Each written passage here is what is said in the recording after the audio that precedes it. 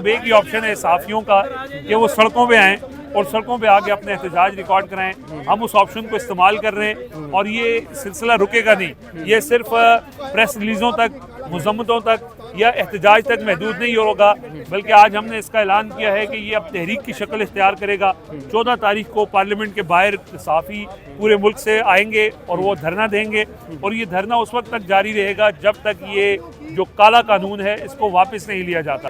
इस टाइम मौजूद है इस्लामाबाद प्रेस क्लब के बाहर।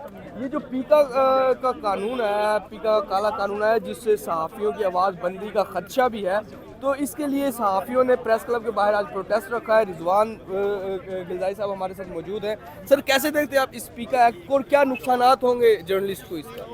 देखें, ना सिर्फ ये जर्नलिस्टों को नुकसान होगा, बल्कि पाकिस्तान के आम लोग जो भी अपनी राय का इजहार करना चाहता है, ये उनकी ज़ुबानबंदी के लिए लाया गया कानून है। और बदकिस्मती ये है कि जो सियासी जमातें जमहूरियत की, इंसानी हुकूक की, आज़ादी इजहार की बात करती हैं, वही इस्तेमाल होती हैं इस तरह की कानून साजी में।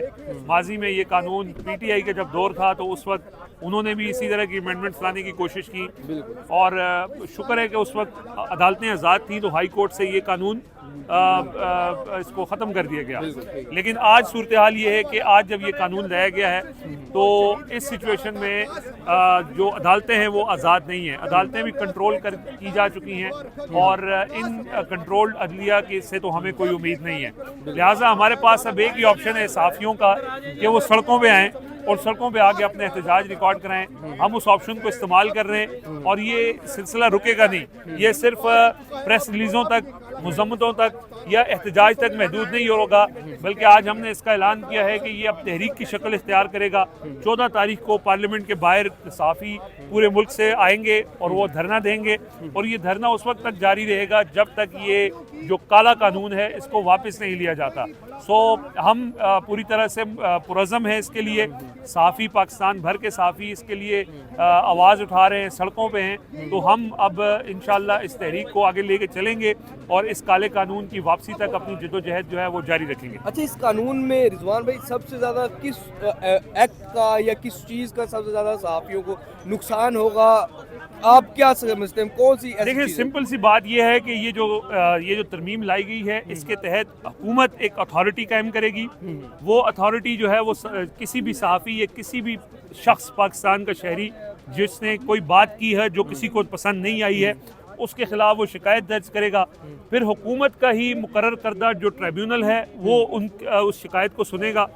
फिर उस ट्रिब्यूनल के खिलाफ आप हाई कोर्ट से रुजू नहीं कर सकते, उसके खिलाफ आपको सुप्रीम कोर्ट जाना पड़ेगा। तो सुप्रीम कोर्ट में भी जिस तरह का आईनी बेंच बनाया गया है, वो भी हुकूमत के मुकर्रर करदा जजेस वहाँ पे लगे हुए हैं। तो नीचे से लेके ऊपर तक हुकूमत का जो है मुकम्मल कंट्रोल होगा।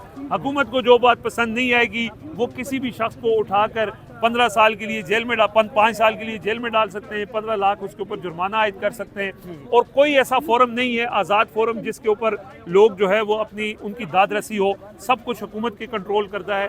तो ये एक ऐसा कानून है जिसकी कभी कोई माजी में नज़ीर नहीं मिली है। तो ये काला कानून है, इस काले कानून की वापसी तक हमारी। अच्छा, इसका पहला नतीजा तो आ गया ना। उकाड़ा में एक डकैती की कोई खबर थी जो ग्रुप में शेयर कर दी और उस पर मुकदमा हो गया है।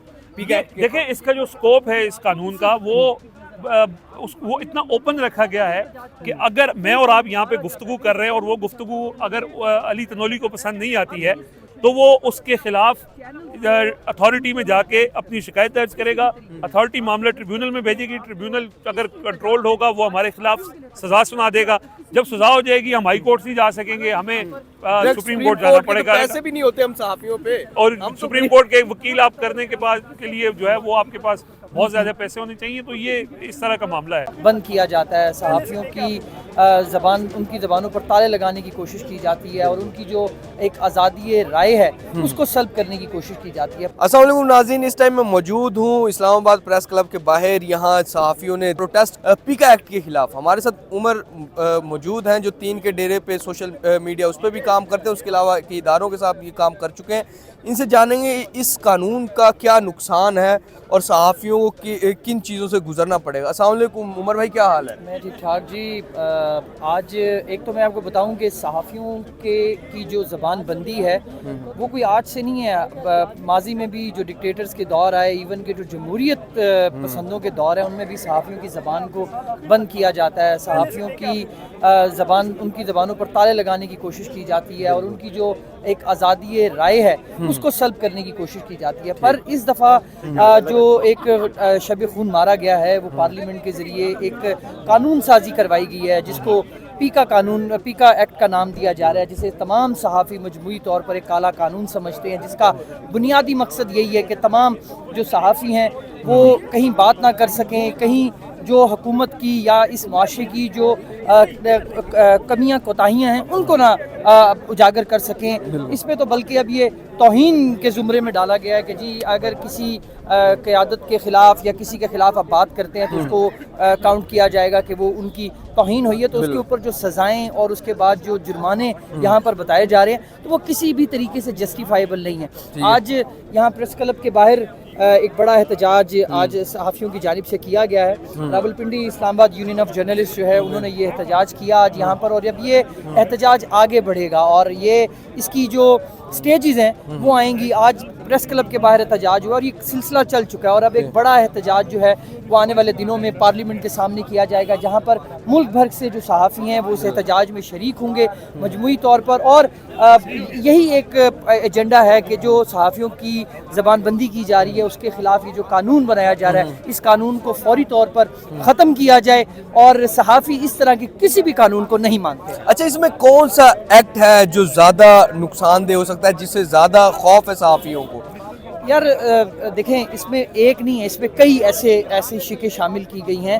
ابھی آپ نے دیکھا کہ ایک دن پہلے ایک مقدمہ شاید پنجاب کے کسی ایریے میں ہوا ہے، جہاں پر اکاڑا میں ہوا ہے، اکاڑا میں ایک چوری کی واٹس ایپ پہ ایک خبر آئی، اور آپ کو بھی پتا ہے، آپ کے گھر والے بھی، میرے گھر والے بھی، کیا ہم لوگ ایک دوسرے واٹس ایپ گروپس میں، فیملی گروپس میں کیا وہ چیزیں شیئر نہیں کرتے؟ بالکل بتاتے ہیں نا، کوئی انفارمیشن آتی ہے، اس کی اتھینٹسٹی کیا ایک عام شہری جو ہے، چلے صحافی کو چھوڑے، میں عام شہری کی بات کرتا ہوں، اگر عام شہری اس کی اتھینٹسٹی کو کیسے چیک کرے گا، کیسے جج کرے گا، یا اس سے کیا نقصان ہوگا؟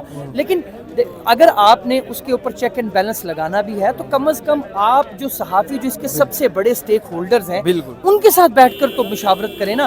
حکومت بھی یہ مان رہی ہے، باقی جو طاقتور حلقے ہیں وہ بھی اس بات پر اتفاق کرتے ہیں کہ صحافیوں کے ساتھ بات نہیں کی گئی، صحافیوں کو آن بورڈ نہیں کیا گیا۔ تو اگر صحافی، آپ ابھی روٹین میں بات کریں، میں کوئی بات کرتا ہوں، میری بات سے اگر کسی کو اس کی دل آزاری پہنچتی، اگر تو میں غلط بات کر رہا ہوں، اگر تو میں کوئی ایسا بہتان لگا رہا ہوں، تو پھر تو میرے اوپر بنتا ہے کہ جی میں نے ایک جان بوجھ کر کسی کے اوپر بہتان لگایا، الزام لگایا، میں اس کو ثابت نہیں کر سکتا۔ لیکن اگر ایک صحافی ایک ذرائع کی خبر پر اپنے چینل میں، اپنے سوشل میڈیا پر یا کسی پلیٹ فارم پر خبر شیئر کرتا ہے، تو مجھے بتائیں کہ اس کے اوپر تو کوئی بھی اٹھ کر اس کی اتھینٹسٹی کو سوال اٹھائے گا۔ تو جو ذرائع ہیں، جو سورسز ہیں، جو وہ کوئی بھی ہو سکتا ہے، وہ سرکاری لوگ بھی ہو سکتے ہیں، اور صحافی کا تو سب سے بڑا اپنے سورس کو پروٹیکٹ کرنا ہے نا۔ اس پروٹیکشن کے دوران اگر اس کے اوپر ہی مقدمہ ہو جائے گا تو مجھے بتائیں پھر وہ کہاں جائے گا؟ اس لیے ہم یہ مانتے ہیں، ہم یہ سمجھتے ہیں کہ یہ جو قانون ہے یہ بالکل ایک غلط قانون ہے، یہ جعلی قانون ہے، یہ کالا قانون ہے، اور یہ صرف اور صرف صحافیوں کی اور ایسے شہریوں کی جو سوشل میڈیا پر ایکٹیو ہیں، جو اس معاشرے کی، اس حکومت کی کوتاہیوں کو، ناکامیوں کو اجاگر کرتے ہیں، یہ صرف اور صرف ان کی زبان بندی کے لیے یہ قانون لایا گیا۔